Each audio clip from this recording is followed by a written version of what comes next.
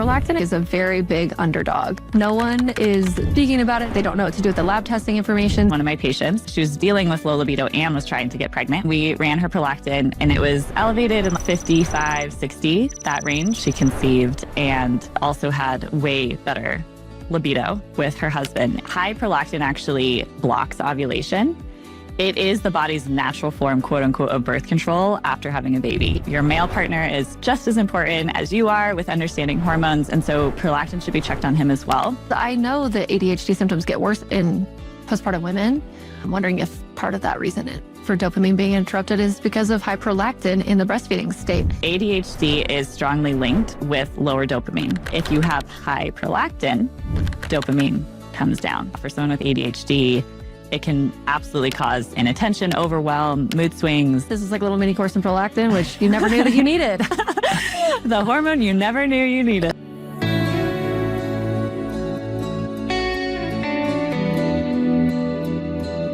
If your heart aches for a baby, whether you want a baby someday or you've already been on the journey and it hasn't been as easy as you had hoped, I want you to know that you don't have to do it alone.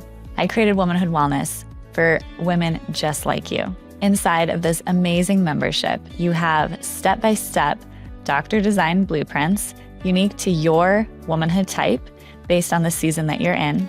You have access to order your own labs. You have over 22 amazing courses and growing that I have created for you, all about breaking up with birth control, balancing your hormones, preparing your body for pregnancy, optimizing your fertility, and navigating the root causes of infertility. I have support for pregnancy loss, for navigating integrative IVF, for supporting your partner throughout this process, as well as information about libido, which is one of my favorite things to teach about, because when it comes to womanhood, it's all connected. On top of the amazing content and resources, such as being able to order your own supplements and the protocols that I have, all of the step-by-step checklists of exactly what to do within each lesson in a basic, intermediate, and advanced path. I also have amazing support inside of the membership. Every month you get a live Q&A with me. I have monthly masterclasses taught by me and other amazing practitioners.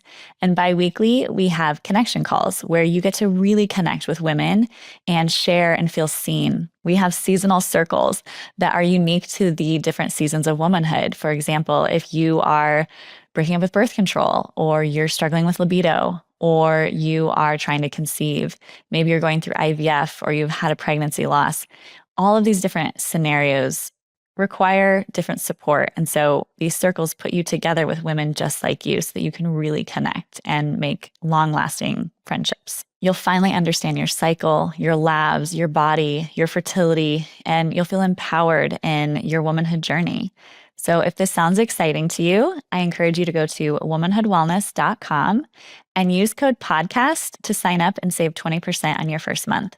Again, head to womanhoodwellness.com and use code podcast to save 20%. I can't wait to see you inside. Welcome back to Healthy as a Mother. I am your co-host, Dr. Leah Gordon, and this is the show for becoming and being a mother, where Dr. Morgan and I share all of the natural women's health and motherhood guidance you've been looking for from a fresh, functional, and balanced lens. Today's episode is really amazing in depth, all about prolactin. This is a really important hormone that plays a big role in fertility and libido, or your desire to have sex. It's essential for postpartum and breastfeeding, but a lot of women who've never been pregnant or are currently trying to conceive are dealing with high prolactin. We also see this if you are struggling with libido. I break this down with Dr. Morgan and talk about what it is, why it happens, how to test for it, what the connection is with libido and fertility, and how to improve it naturally using lifestyle medicine and all of the amazing tools that we have in our tool belt when it comes to integrative medicine. This is like a whole course on prolactin. It's so in-depth and really, really helpful. So I think that you will enjoy it. Okay, it's going to be a really fun topic today. It'll be an educational one about prolactin. And we are here again in our beautiful studio that's newer for us. Yay. And this is a topic that was requested by a listener. all about prolactin and prolactinomas and how that impacts fertility and libido. And I think that it's a big part of the puzzle that a lot of people don't know that much about, which they should know more about. Obviously, I think that about everything. It's like, why do we not know about this? And we should know more about it, which is why we do what we do. So I guess to get started, I just want to introduce prolactin is a hormone. It is made by the pituitary gland, which is a part of the brain. And it has an important role in postpartum for creating breast milk. It helps develop the breast tissue and helps with milk production. However, we see that prolactin can be elevated even when a woman has never been pregnant and is not currently pregnant. And this can then impact fertility and libido. And if you have issues with prolactin, it can affect postpartum health as well, like milk production, if you're not making enough. It's an important hormone that we should know about in the hormone balancing and fertility libido space.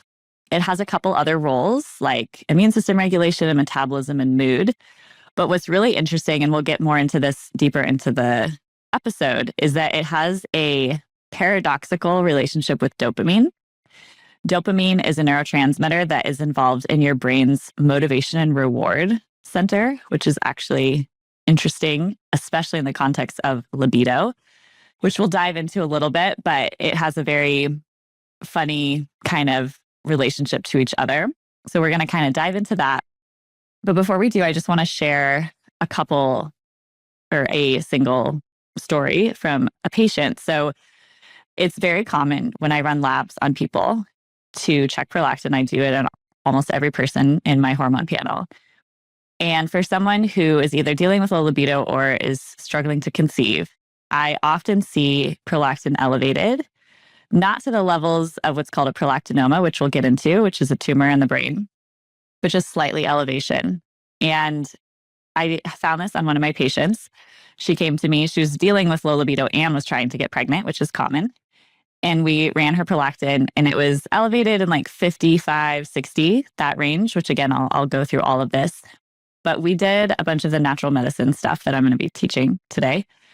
And it came down into normal range and she conceived and also had way better libido with her husband. And I just want to highlight that of how a single hormone can make such a big difference. We talk a lot about progesterone, which is one of our favorite hormones to talk about with fertility.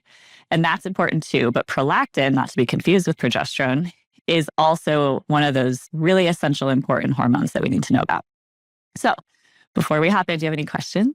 Well, I just have you were the first person that I ever really remember learning anything about prolactin from, because your experience in running labs on women and how they would have elevated sex hormone binding globulin from years of birth control use, and then how that would affect prolactin, and then how that would affect fertility, and then all these different things. Because to me, I would always look at the prolactin side of things in postpartum with lactation. So this is just like progesterone. So progestation, keeping a baby in.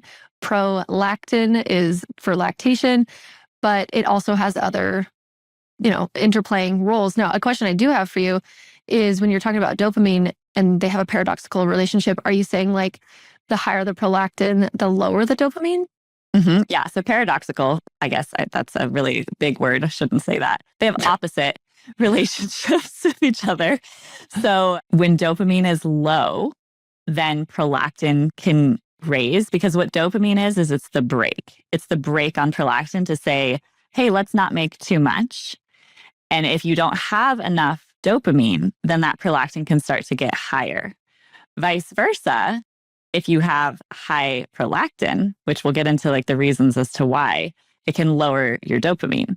And dopamine, like I said, is that motivation and reward neurotransmitter. So it in itself can be enough to affect libido because you don't have a lot. And so it's affecting that whole reward mechanism of, chasing after something that makes you feel good and pleasurable. So it is interesting that it's the chicken or the egg. Is it that the prolactin was high to begin with and that lowered the dopamine, or the dopamine was low and that let the prolactin go up? So yeah, they are opposite of each other.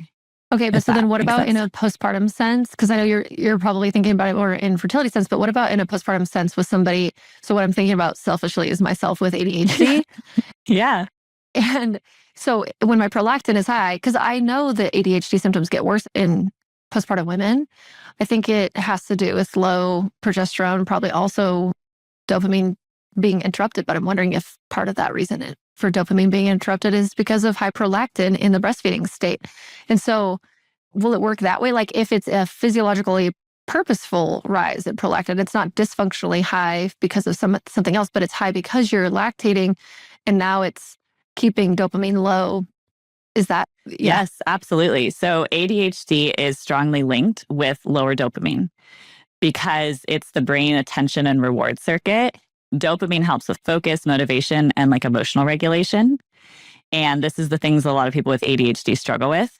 So when you're postpartum, it's on purpose that your body makes a lot of prolactin, but that naturally can reduce that dopamine and it can make it even harder. So yeah, for someone with ADHD, it can absolutely cause inattention, overwhelm, mood swings, low motivation, just feeling really off because your dopamine is low, not pathologically. It's on purpose because you're breastfeeding, if you're choosing to do that, or even if you're not, you're still making prolactin initially. So yeah, absolutely. That can affect. And if you have ADHD, you already have problems with dopamine. So it's like extra rude. It's extra mean. You know, I should do an episode about specifically ADHD and postpartum because a lot of women have it. And I think it also tends to get worse the more sort of postpartums that you have. And just the way that the hormone loops change and everything. I mean, sometimes people have the opposite effect where they can have body changes in that way. I don't know. I've never heard of it going the opposite, where like maybe an ADHD woman has a baby and then now doesn't have it. I haven't ever heard that, but I've heard that the symptoms continue to get worse the more kids that they have. And I would say that I can resonate with that. So anyway, okay, let's start talking about it because prolactin, I feel like, is a very big underdog. Mm-hmm. No one is speaking about it. Nobody cares. They don't know what to do with the lab testing information. So can you kind of outline like what would be the normal lab? What are the things that can change it? And, you know, start going from there. Yeah. Before I do that, I'll just mention, like I had alluded to, but I didn't say specifically, high prolactin actually blocks ovulation. It is the body's natural form, quote unquote, of birth control after having a baby, even though we have talked extensively about this, that breastfeeding alone is not enough birth control to prevent if you do not want another baby right away. Because one thing to note is prolactin does block ovulation, or it can at certain levels. And this is, quote unquote, the body's natural form of birth control once a woman has a baby. However, we've talked extensively about this in other episodes that breastfeeding alone is not enough birth control to prevent a baby because... Say it again for the people in the back. Breastfeeding is not enough to prevent pregnancy postpartum because you can ovulate and not know that you're ovulating because you wouldn't get a period until after you already have ovulated and or could be pregnant. So although it does help, it is not a form of birth control. It shouldn't be, but that is what the body is attempting to do.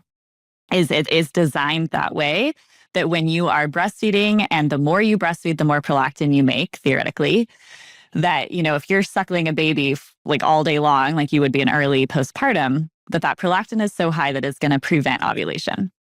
And that is great when you are newly postpartum. But if you have high prolactin outside of that and you're trying to get pregnant, for example, it can impact your ovulation. So that's important to know. The other thing is it can lower progesterone. We've talked extensively about progesterone on the podcast as well, and we'll link in the show notes our other episodes. But it can lower progesterone, which we need to hold a pregnancy.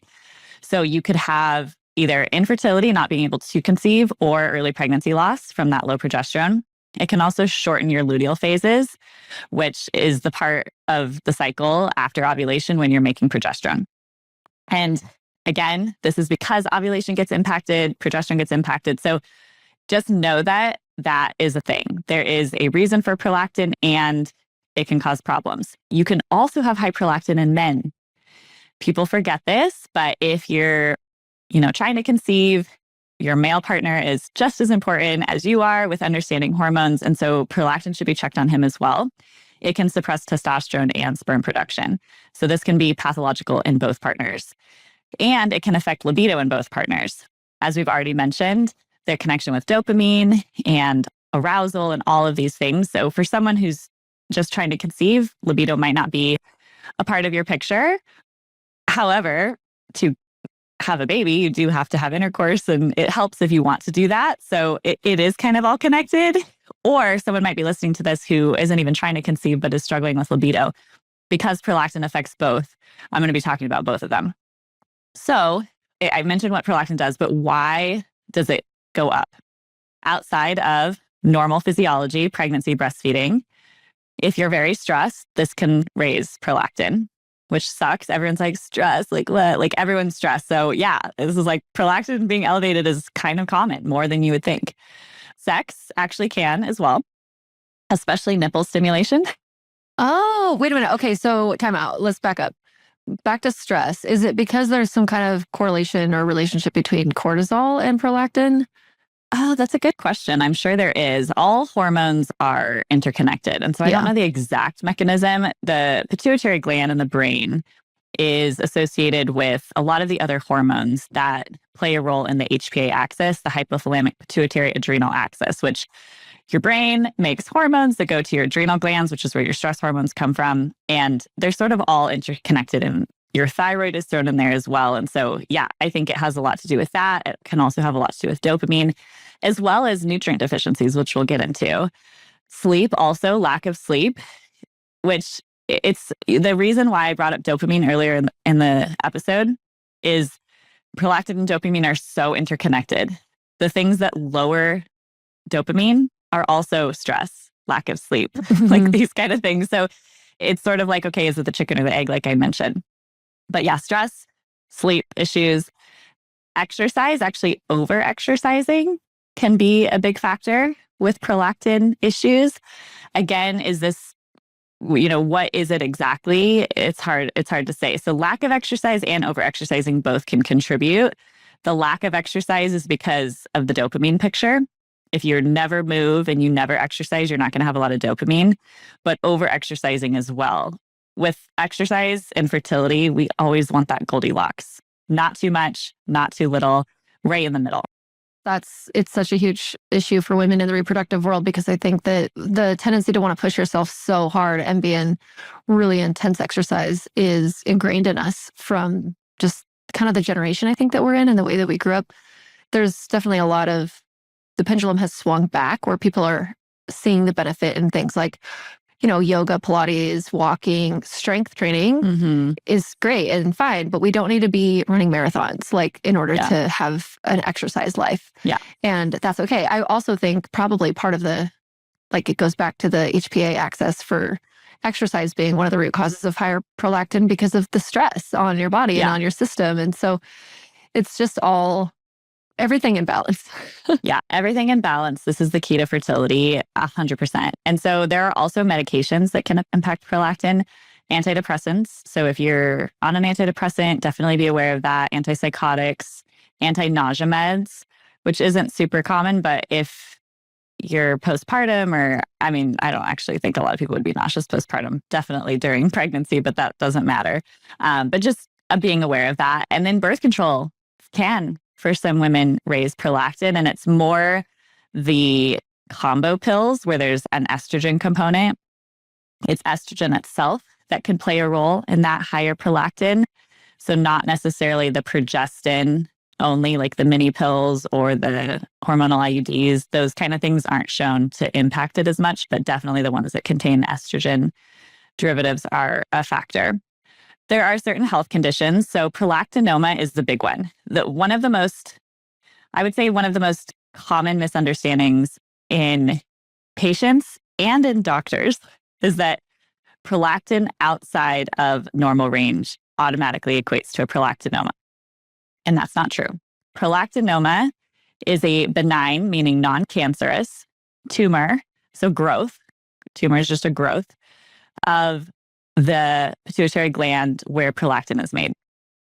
And anytime you have a growth that is out of control, like more than normal, it's going to output whatever that hormone is being made there. So a prolactinoma is going to have impact where you have high prolactin in the body. And if this is the case, you absolutely are going to have levels that are going to impact ovulation and fertility. For someone who's running their labs, a prolactinoma is going to be above 100. And let me get the actual, it's nanograms per mil is the units that we measure prolactin in. So if you run your labs, let's say, and your prolactin's 50, 60, something like that, most likely you do not have a prolactinoma.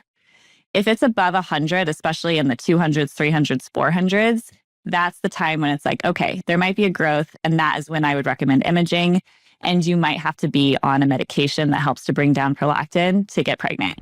Did you know proper hydration and mineral balance are key for hormone health, fertility, and preparing for pregnancy? This is why Dr. Morgan and I love Relight by Redmond's, the real salt people. A USA-made electrolyte powder with unrefined sea salt, over 60 trace minerals, plus bioavailable forms of potassium, calcium, and 2 forms of magnesium, malate and glycinate. These minerals support hormones, hydration, energy, and overall health. The best part is they taste delicious. I'm really picky about how things taste, and so you can rest assured this is Dr. Leah approved. I love lemon lime, but I know Dr. Morgan is a strawberry lemonade gal. Head to redmond.life and use code HEALTHYMOTHER to save 15% off your order of electrolytes, real sea salt, natural toothpaste, and so much more. Again, head to redmond.life and use code HEALTHYMOTHER to save 15%. Happy hydrating on your womanhood and fertility journey. What is the normal range of prolactin that we want for just so we know? Yeah. So the normal range of prolactin should be less than 20 to 25 if you're not, breastfeeding or anything like that. If you're a woman who's breastfeeding and trying to conceive again, it's going to be tricky. And this is also why sometimes I recommend you wean before you get pregnant, because if you're actively breastfeeding often, but you're also wanting to get pregnant with another child, like you need that prolactin to make the breast milk. And you don't want that prolactin to ovulate. So you're kind of in like a give and take, like your body needs to be in one state versus the other, but it should be less than 20 to 25. So like if I had a prolactin of 1, that's okay. There's not like too low of prolactin in a trying to conceive state that's concerning?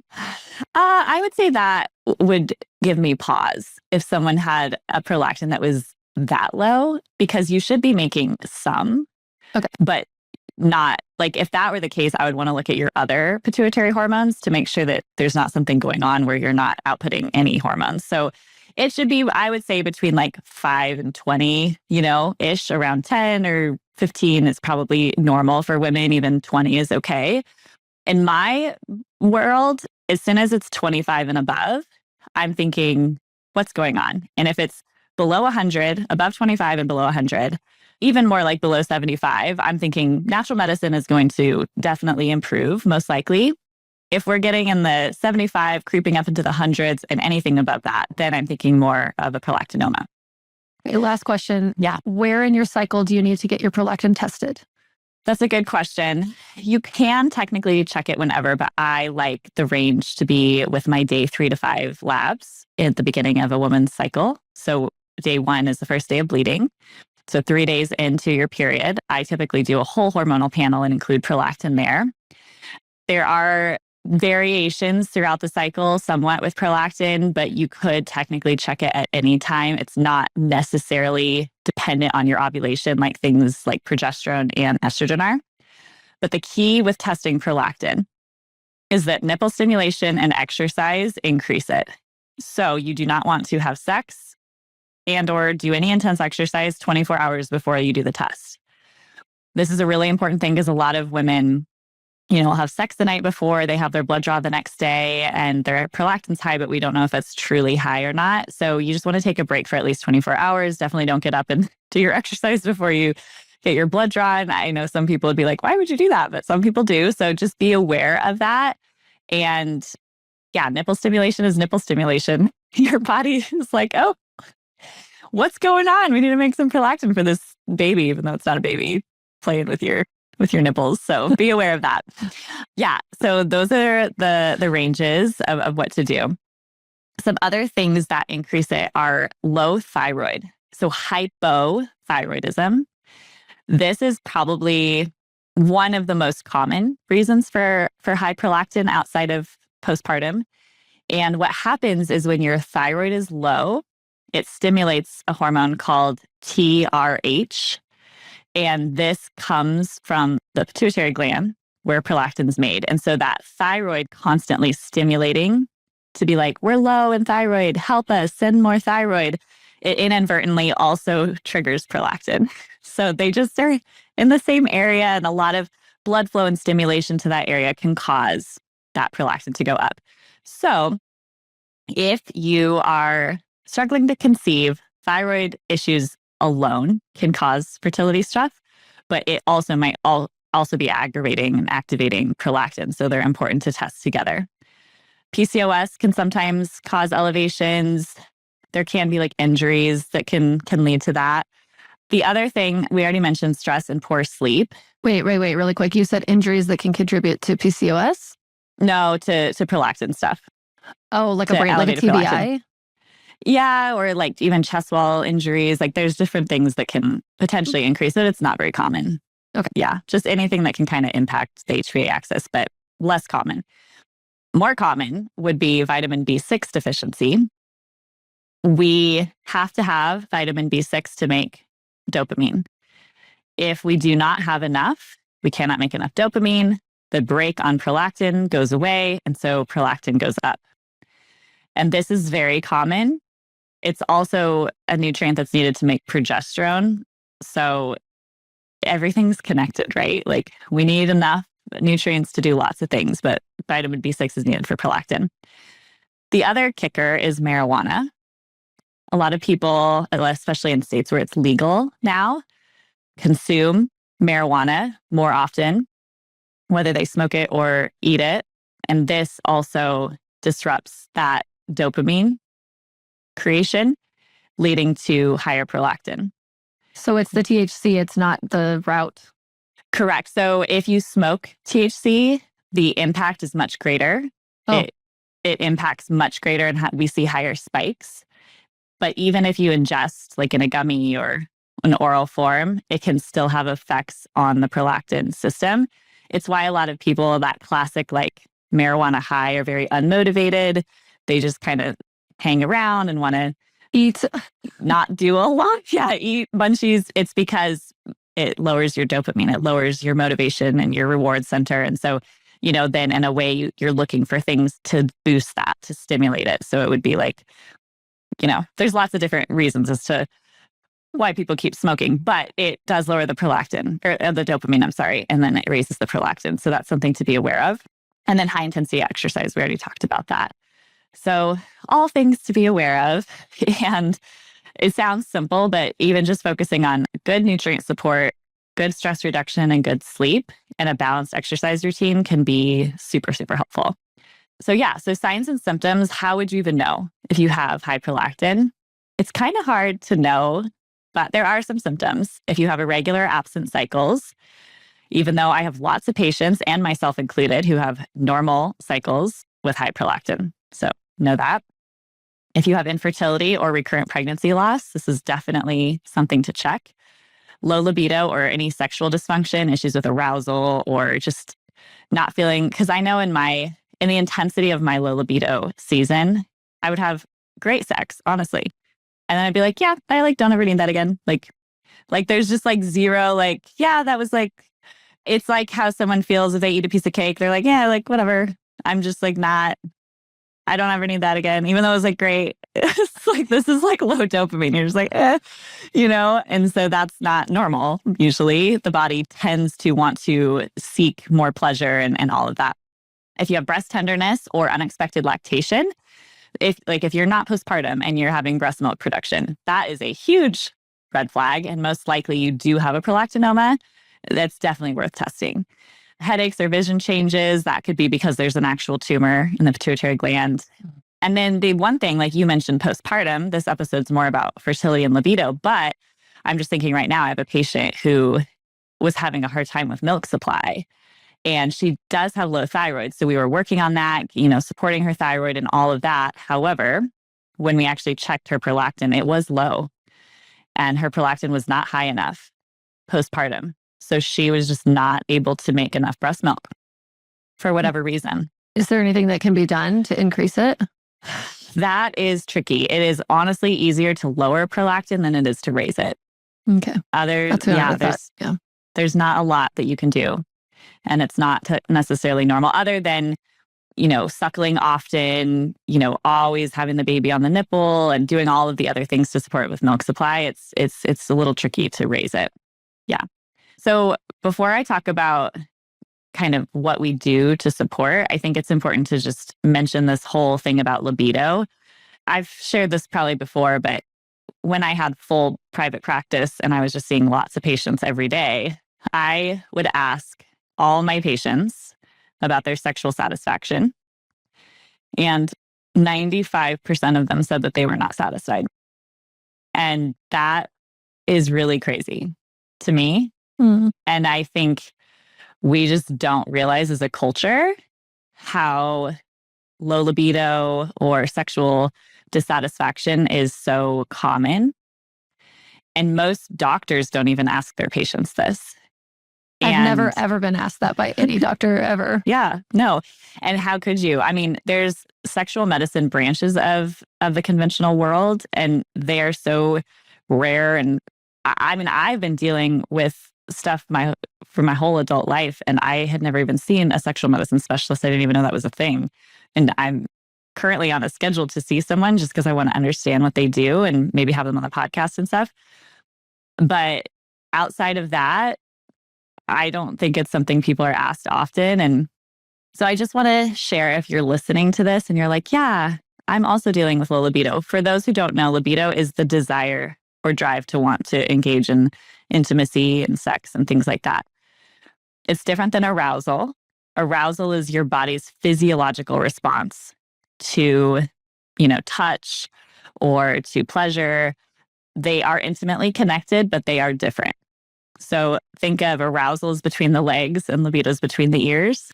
Libido is definitely, I know, I didn't coin that, but I would love to. Libido is definitely more, do I want to have sex, like in my head? And for people who are struggling with libido, a lot of times my patients and clients and stuff would say, I want to have sex. Mm-hmm. I want it, but I don't want it. Yeah, you can't make yourself feel that way if it's not genuine and real. Yeah, it's like it would be like someone who's like, I want to love my baby, like someone who's having postpartum depression or anxiety. It's like, that feels like it should just happen. I want to love them, but I feel so disconnected, and depression and stuff that can happen. Low libido is the same with sexuality.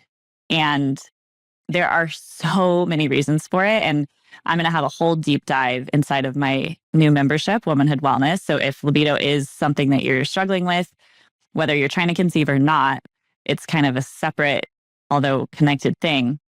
There's so many root causes, but prolactin and dopamine are one of them that we need to talk about. So I've already mentioned this, but it's taken me so long to really understand this relationship. So I'm going to say it again, that dopamine equals motivation, arousal, and desire. Okay, so that neurotransmitter helps with that. And if you have low dopamine, so low motivation, low arousal, desire, prolactin can go up. And vice versa, if you have high prolactin, from all the reasons that we talked about, B6 deficiency, stress, lack of sleep, certain medications, extreme exercise, like all of these things, thyroid problems, those can make prolactin go up. Therefore, dopamine comes down. So then that would mean lower motivation, lower arousal, lower desire. And this can explain why people with high prolactin often feel flat.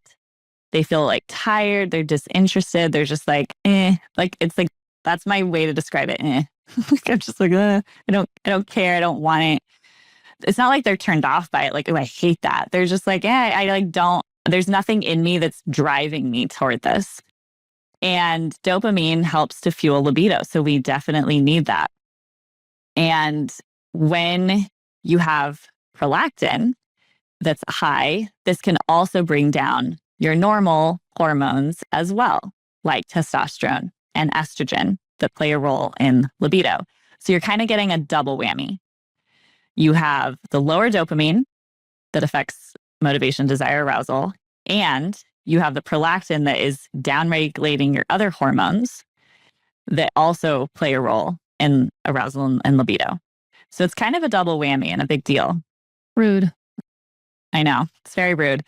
And, there's lots of reasons why birth control plays a role in low libido.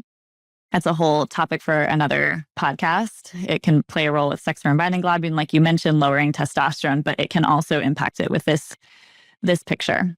Well, and one thing I do want to say too, from the postpartum perspective and understanding, maybe just like another way to explain it too, so that people can understand, prolactin being high would normally be in the setting of when we're lactating and we're making milk for our baby. And so its action to suppress libido and to suppress ovulation is purposeful to keep the baby that you have as the forefront of your attention and your calorie output in making your milk, so that you don't really want to have sex. And then even if you did have sex, you weren't ovulating to get pregnant again, which would affect and threaten the milk supply that you're making for the baby that is here. And so it's really this like beautiful system that keeps, us away from getting pregnant again in that first year when we're feeding and stuff. But when it's high because of our modern lifestyle dysfunctions and not because we're feeding a baby, that is where it's like, this is a bummer and it needs to, the attention needs to be called to it. And there's a slew of different things that you can do about it. And you have so much experience and success with this in your clinical work too, that I think it's helpful to understand that that's where it's coming from. But again, as with so many things we talk about on this podcast, our bodies are different now. We live in a different setting now.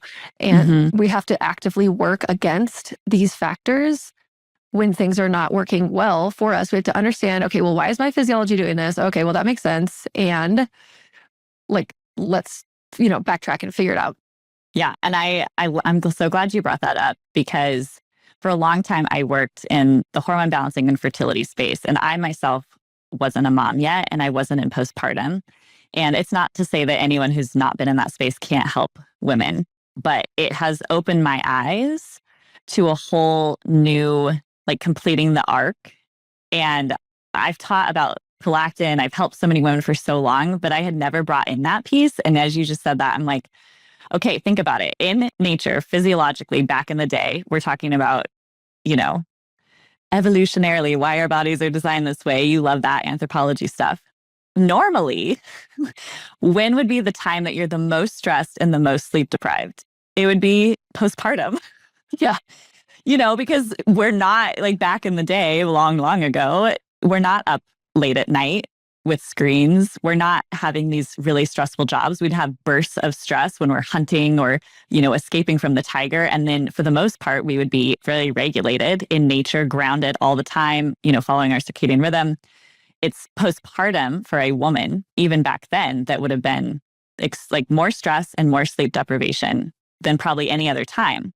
So there's probably some physiological benefit to prolactin going up with stress and sleep deprivation, because in the physiological body, it's this is postpartum.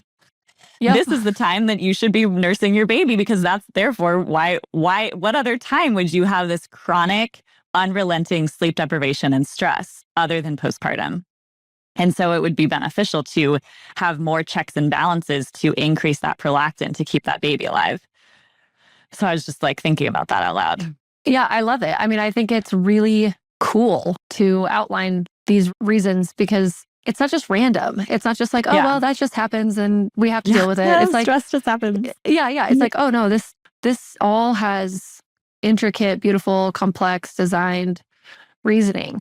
And we need to know how to sort of biohack our way out of it if it's not happening in an appropriate setting. It's the way that we talk about birth and how do we influence our birth hormones to cascade properly the way that they do. Well, we would need to mimic the environment where we know that humans like to give birth in a natural setting, which would be when it's dark and calm and peaceful and quiet and undisturbed and all these different things that the mammalian birthing brain needs. And so why are we so silly in thinking that we can go to a brightly lit, cold, poked and prodded setting and everything's going to go okay? No. Yeah. And that we can do the same thing of how do we possibly think that we're completely nutriently depleted, eating nutrient poor food that is super inflammatory, being stressed out of our minds, going all the time, not sleeping super well for various reasons, from stress, from, requirements, like all the things of this modern world, like you said, and expect to get pregnant. No. There are physiological things in place, and I've taught this many times and mentioned it many times about fertility. It's a light switch. The body is either stressed or it is fertile. It cannot be in both at the same time. It just can't. But some women are, though. What's the deal with that? Like, I think about, like, particularly, I'm thinking of an example where a woman that I know had a fetal ejection reflex type first birth, and she was really scared and overwhelmed and like frightened, like terror stricken by what was happening. But her body was still, so like all of that stuff shouldn't make sense with the fear that she was feeling. Maybe she was already too far into it, though, because there is actually a physiologically purposeful aspect of adrenaline at the very end of birth. So maybe that's what happened to her. But I think about those settings sometimes where like birth goes really smooth and quick and easy, but the woman's mental state is actually very stressed out, or like the very, very stressed situation of a woman, or who is maybe not mentally stressed, but like, they're on the streets, they don't have the resources, their body is like not getting what they need, they're addicted to drugs, they are in all these different situations. And it's like, why is it so not seemingly easy? But I mean, you see these pregnancies and it's like, how? But I guess the willingness of life to go on is sometimes even stronger. Yeah, maybe. I mean, I for sure. I mean, I think there are physiological processes at place that supersede our mental involvement, for sure. Like with birth, the baby's coming out regardless.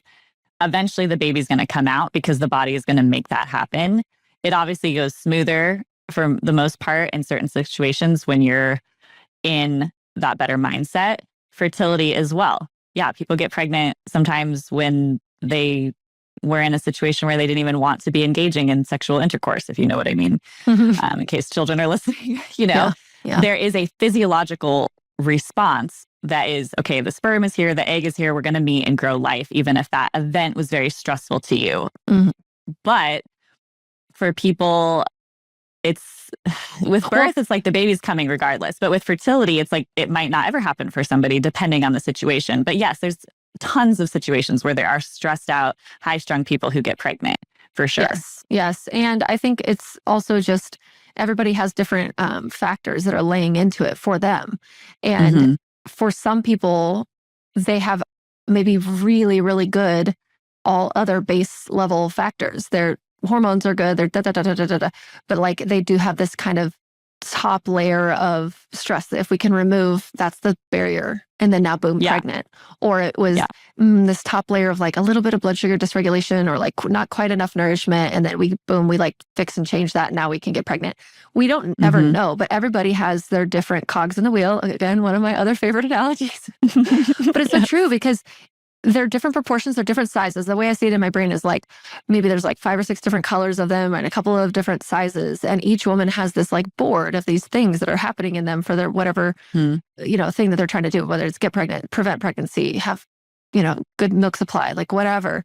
And it is going to be some level of these different factors, but who knows how big each one will be. So even though somebody is rocking like really high level stress sometimes, maybe that they don't have everything else is like settled.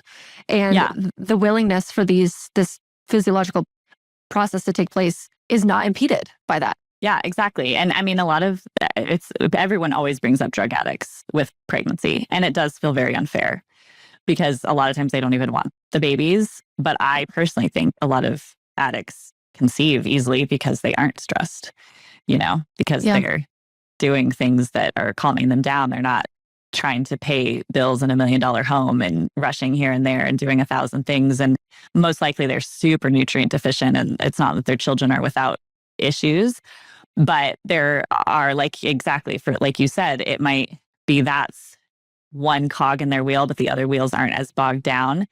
And with prolactin, I see women conceive all the time with slightly elevated prolactin. I myself had high prolactin before I got pregnant. Did you know that while 97% of women take a prenatal vitamin, over 95% are still deficient? That's why I love recommending Needed's Prenatal. Unlike most prenatals, Needed doses nutrients in the right forms and amounts that go above and beyond to really support both mama and baby. I actually worked with Needed for years. We spent over 3 years researching, working with practitioners, and really intentionally choosing every single nutrient form and dosage that's put into the prenatal. And now we have the data to back it up. In an IRB study, they found that the women who took the Needed prenatal had higher blood levels of key nutrients like vitamin B6, vitamin D, vitamin B12, riboflavin, vitamin K2, and selenium compared to women who were taking a regular prenatal. Even more powerful, only the Needed group had significant amounts of vitamin D in their system, which is essential for supporting the immune system, bone development, blood pressure regulation, and so much more.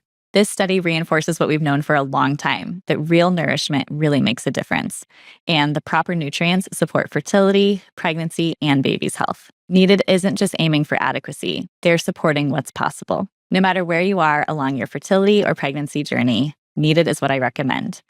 Head to thisisneeded.com and use code HEALTHYMOTHER to save 20% on your first subscription order.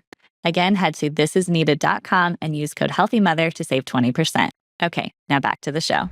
It's not like a thing that will necessarily impede it for every person, but it can be a factor for certain people, just like everything. People conceive with hypothyroidism all the time. People have low thyroid and they get pregnant all the time. And sometimes it's that person's cog that they just get on a thyroid support and then boom, they're pregnant. You know what I mean? It's like it could be, or someone is like, yeah, I have hypothyroidism. That must be it. They start thyroid and that's not it, because actually they have mold exposure or underlying inflammation, or, we can even get into the ethereal root causes of infertility where it's like that person needed to learn a lesson or have this experience to bring them and their husband closer before the baby came. Or, there's so many things that we could look at from the fertility perspective. And so I'm always holding both things in my hands of investigation, understanding physiology, understanding how to optimize physiology, and also pulling back and being like, okay, how is this all fitting together on a mental, emotional, physical, spiritual life path journey? And it can feel very frustrating to the person who wants a baby to be like, I want a baby. I don't care. I don't want to dive into all of these things. And yeah, it's hard. But with understanding stuff like prolactin, like thyroid, like inflammation, like nutrient deficiencies, toxins, all of these dynamics, if you can just move the needle a little bit closer to balance in lots of areas, you're at least doing the things you can control. Yeah, and it's going to have a repercussion in a beneficial way for other parts of your life too. Yes. So, that's, I think, always, because what naturopathic doctors and functional medicine practitioners ask of patients is often like whole lifestyle uprooting and taking a lot of supplements for a period of time, or doing expensive testing, or doing whatever. And it's like, it's not easy. It's not an easy path, but it's because they're the interconnectedness of all of these different things. Like the hypothyroidism is a sign of something. Like, why is it low? Why is the prolactin high? Why is the ovulation inconsistent? Because these things, quote unquote, should be, not that way. And so if we live 50 years in these levels of dysfunction, our chances of complication later on and things that could potentially kill us and whatever are higher. And nobody wants that, right? So it does take work. And it's actually harder now in a lot of ways because we're up against so many different modern factors. It was also hard back in the day when they were literally just trying to get food too. So there's pros and cons of them both, but I guess it's just like we're always on this like little bit of a battle of what's the environment before us too. Yeah, 100%. So I think symptoms and strategic tests are a great way to ask our body. I love thinking about our body like it's its own entity, and it doesn't speak English. If you're an English speaking person, French, whatever language, it doesn't speak that language. It has a different language. It speaks to us through symptoms, and we can ask it questions through investigating things like labs. That's how we co-communicate with our body. And we say, how are you feeling? And if we zoom back and ask our body these kinds of questions and we get quiet and pay attention to the answers versus just trying to suppress them. Like imagine there's a child who's like, I'm hungry. I'm hungry. And all we do is put a muzzle in their mouth and say, hush, I don't want to hear it anymore. And we just put the kid in the corner. Like, we would never do that.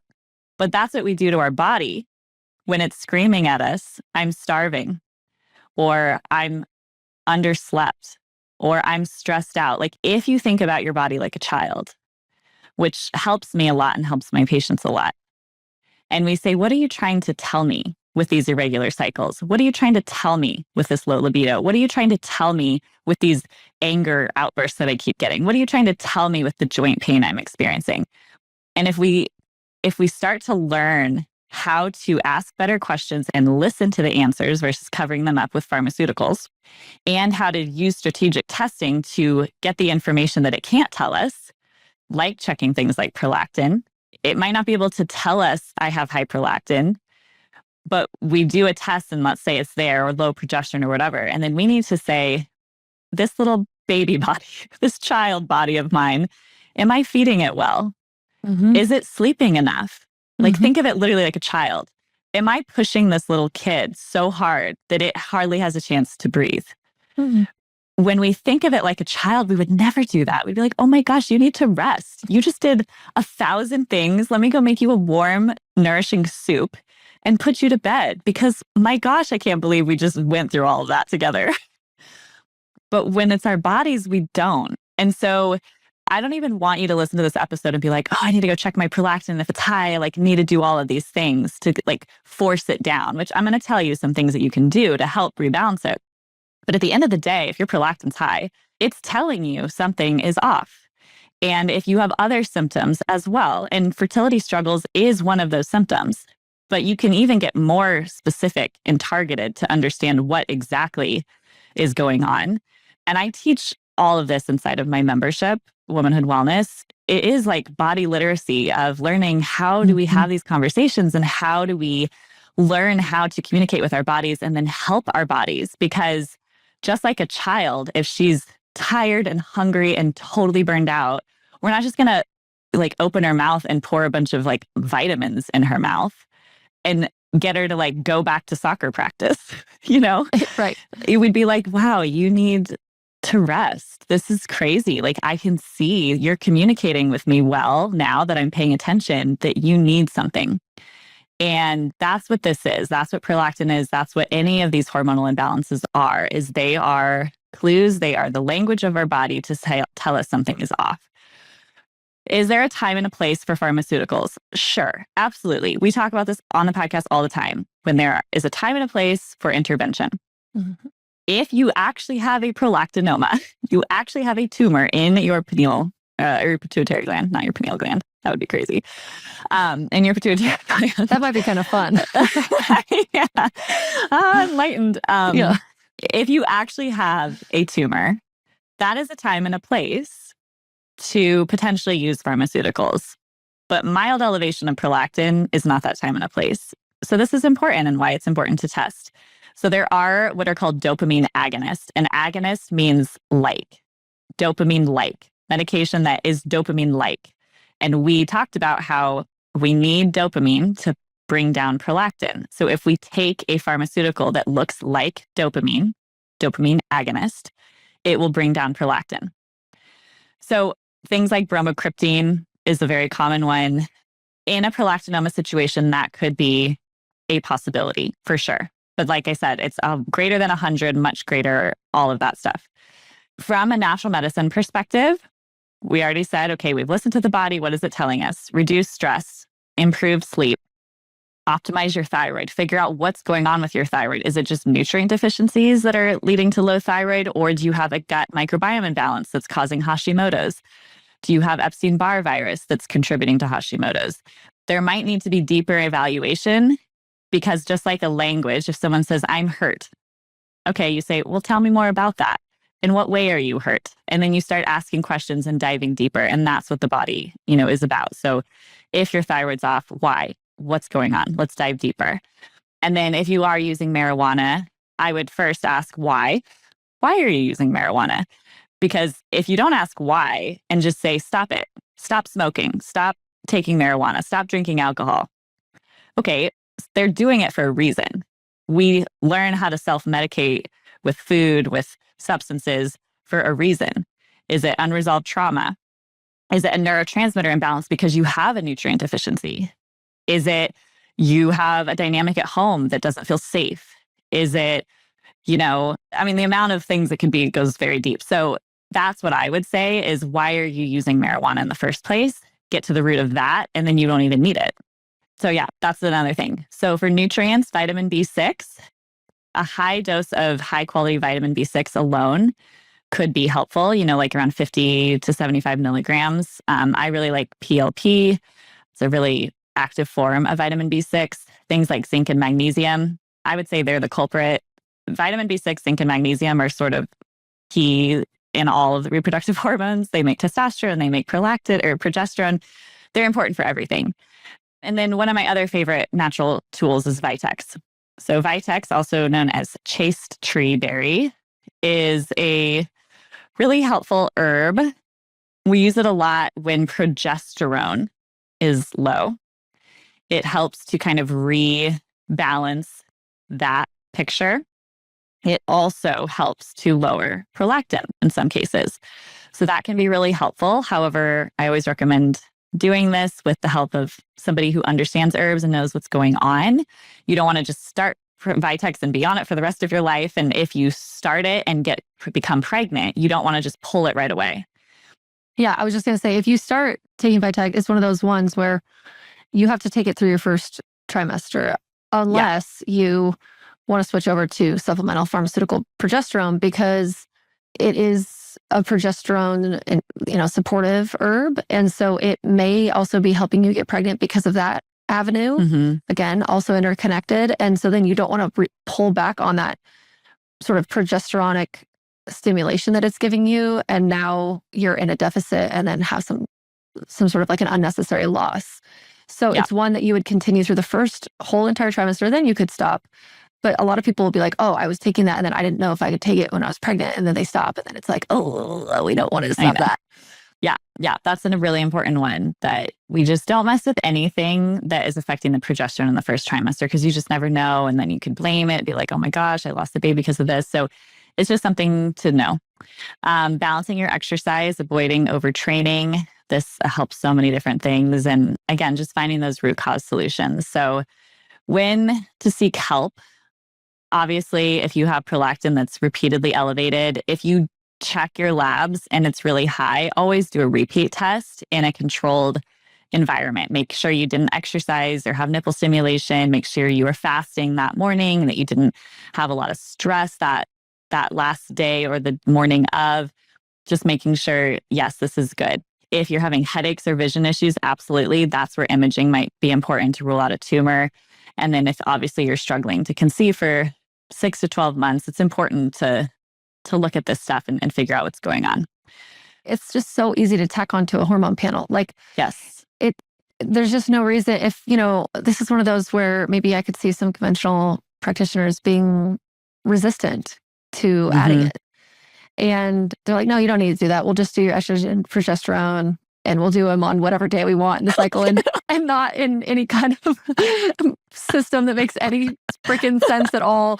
And yeah, maybe we'll check your FSH, LH, AMH, but like prolactin wouldn't be on that list in certain cases. And it should be. It's so simple. 100% it should be, unless you're having milk coming out of your nipples or a headache. Well, but even if you are, I see like what you're going that's to when say. they would probably run it, like a conventional doctor. Yeah, it's like, but this is preventative medicine versus reactionary medicine. Yes. Reactionary medicine reacts to something. Preventative medicine prevents. So we run things before there is a problem. Or as part of the investigation of the problem, because this is or a we piece. find things all the time because it's like, well, there's clearly a problem. You're not getting pregnant, or there's clearly a problem. You have low libido. So it needs to be on that panel. It's so easy to run. It's so cheap to run. It's just something that is so helpful. So I have a free lab list guide. If you guys want to head to womanhoodwellness.com, I have it there. And I list all the labs that I think a woman should get checked, as well as, how to do that. And then inside of Womanhood Wellness, I have optimal ranges and how to improve all of the different hormonal imbalances. So definitely something to check out. And yeah, that's that. Okay, perfect. I think that this has been really helpful. And we've had a lot of requests about prolactinomas specifically too. And just wait, can you actually share a little bit more about some of your success cases with prolactinoma and medication? Yeah. So like I said, if someone has an actual prolactinoma, you've actually tested and it's greater than 100, most likely the next step is imaging and they'll confirm, yes, there's a benign tumor, which in my mind, it's like, I mean, do we really need that confirmation? Because we know it's probably there if it's above 100, but to like rule it all out and get diagnosis criteria for coverage, for insurance, to cover medication. It's like, there's all these things that the conventional system has to do. Then yeah, patients can go on those dopamine agonists. Like I said, you can combine that, as always. Integrative medicine means it's integrative. You can use pharmaceuticals along with all the other things, like the stress and sleep management, optimizing the thyroid, supporting with the nutrients. But yeah, if a person can actually get that prolactin down and they can start ovulating, I've definitely seen patients conceive after that. But like I said, not everybody needs those pharmaceuticals if they don't have a true prolactinoma and they just have higher prolactin. And some conventional doctors will just say you have a prolactinoma if there's any slight elevation. And even if it's like a very small growth, let's say it's not cancerous, it's benign. If you really don't have those levels that are really high, 75, 80 and above, then it doesn't really matter whether you need to be diagnosed with a prolactinoma diagnosis or not. The support is going to be the same. And at that level, I don't really think you need the pharmaceutical. You can definitely take it, but just like with everything, there are risks to pharmaceuticals. So I think trying natural approaches first would be my recommendation. And I have done that with lots of patients. But yeah, there have been the few that have actually had prolactinomas. They get on bromocriptine or cabergoline, and they definitely have improvement, which is great. Okay, awesome. Yeah. Well, thanks for laying that all out. This is like a little mini course in prolactin, which you never knew that you needed. The hormone you never knew you needed. Yeah. Or you don't need. You don't want it. Yeah. That's great. Well, unless you're breastfeeding. Yeah. Yeah. Then you definitely want it. Oh, hormones are so funny. They're so interesting. I wonder how fast after you wean. I have so many like breastfeeding related postpartum prolactin questions, but like how fast after you wean does it go down and it stays down? Well, yeah. I'll just mention that if someone's trying to wean on purpose, either to conceive again or they're done breastfeeding, they're just like, I'm done. Vitex is that herb that we use to help them wean. So one of the best approaches to a woman weaning is to give Vitex at night before they go to bed, because prolactin is the highest in the morning. And that's when our milk supply is usually the highest. So if anyone listening is breastfeeding and they're like, oh yeah, I have the most milk right when I wake up, it's because your prolactin's the highest then. So if you take Vitex at night, then it can downregulate that. And it's for the same exact reasons. I just love when like connections are made and it's like, oh, like that's the herb that we use to help with that. So I don't know. I think it would depend on the woman. I had high prolactin even before I ever conceived, just mildly high. And it wasn't enough to stop ovulation, but I'm such a great breastfeeder. So yeah, you are. I might just be more of a prolactin, and I've struggled with low libido. And so I probably have lower dopamine than like the average person for whatever reason. So I think it's probably dependent on the woman and how sensitive they are to prolactin and what's going on with their brain and all of that. So it's probably unique based on each person and worth testing potentially. And we have an episode about trying to conceive again while you're breastfeeding that might be applicable to some of you. So we'll link that in the show notes, as well as that progesterone episode, so that you can continue your learning if this is something that's intriguing to you. So thank you guys all for listening. Thank you. Guess what? We have a merch store. We sell amazing things like hats and shirts and sweatshirts, crop sweatshirts, glassware, water bottles, journals, bags, and they're really cool. So you should definitely check that out. Healthy as a Mother, I think, is one of the coolest brands. Healthy as a Mother, blank, we don't really say that, but so good because we love helping women become mothers, helping women who are mothers.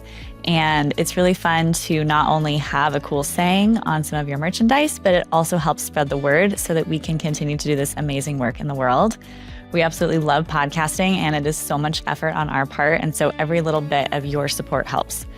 If you want to check out some amazing merchandise, or maybe buy a gift for a friend or a loved one, or get something for yourself, head to healthyasmother.com/store. Check it out. Take pictures of your merchandise, tag us on Instagram.